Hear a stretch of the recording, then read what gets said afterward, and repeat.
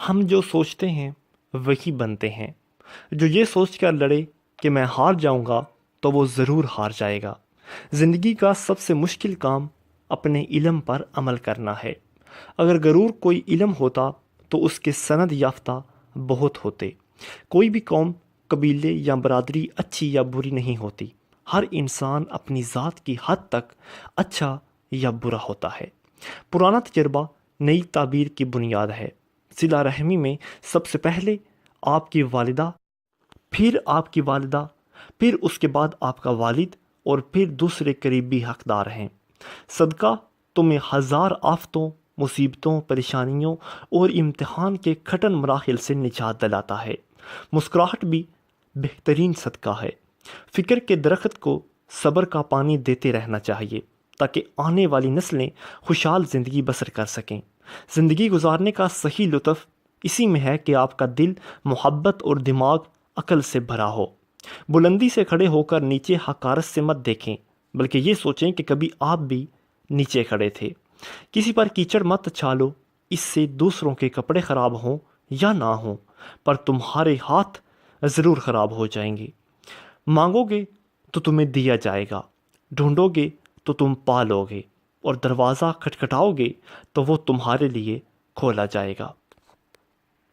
اشفاق احمد۔ اللہ کی آواز سننے کی پریکٹس کرنی چاہیے۔ ہمارے بابا سائیں نور والے فرماتے ہیں کہ اللہ کی آواز سننے کی پریکٹس کرنی چاہیے۔ جو شخص اللہ کی آواز کے ساتھ اپنا دل ملا لیتا ہے اسے کسی اور سہارے کی ضرورت نہیں رہتی۔ کسی نے بابا جی سے پوچھا کہ اللہ کی آواز کے ساتھ اپنا دل ملانا بھلا کیسے ممکن ہے؟ تو جواب ملا کہ انارکلی بازار جاؤ، جس وقت وہاں خوب رش ہو، اس وقت جیب سے 1 روپے کا بڑا سکہ، جسے اس زمانے میں ٹھیپا کہا جاتا تھا، نکالو اور اسے ہوا میں اچھال کر زمین پر گراؤ۔ جو ہی سکہ زمین پر گرے گا تم دیکھنا کہ اس کی چھن کی آواز سے پاس سے گزرنے والے تمام لوگ متوجہ ہوں گے اور پلٹ کر زمین کی طرف دیکھیں گے۔ کیوں؟ اس لیے کہ ان سب کے دل اس سکے کی چھن کی آواز کے ساتھ ٹیون اپ ہوئے ہیں۔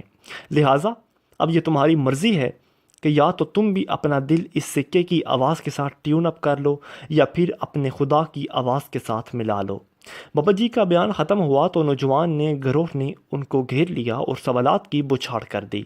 کسی نے پوچھا، سر ہمیں سمجھائیں کہ ہم کیسے اپنا دل خدا کے ساتھ ٹیون اپ کریں، کیونکہ ہمیں یہ کام نہیں آتا۔ اشفاق صاحب نے اس بات کا بھی بے حد خوبصورت جواب دیا۔ فرمانے لگے، یار ایک بات تو بتاؤ، تم سب جوان لوگ ہو، جب تمہیں کوئی لڑکی پسند آ جائے تو تم کیا کرتے ہو؟ کیا اس وقت تم کسی سے پوچھتے ہو کہ تمہیں کیا کرنا چاہیے؟ نہیں، اس وقت تمہیں سارے آئیڈیاز خود ہی سوچتے ہیں۔ ان سب باتوں کے لیے تمہیں کسی گائیڈنس کی ضرورت نہیں پڑتی، کیونکہ اس میں تمہاری اپنی مرضی شامل ہوتی ہے۔ تو پھر کیا وجہ ہے کہ جب خدا کی بات آتی ہے تو تمہیں وہاں رہنمائی بھی چاہیے، اور تمہیں یہ بھی پتہ نہیں چلتا کہ خدا کے ساتھ اپنے آپ کو ٹیون اپ کیسے کرنا ہے؟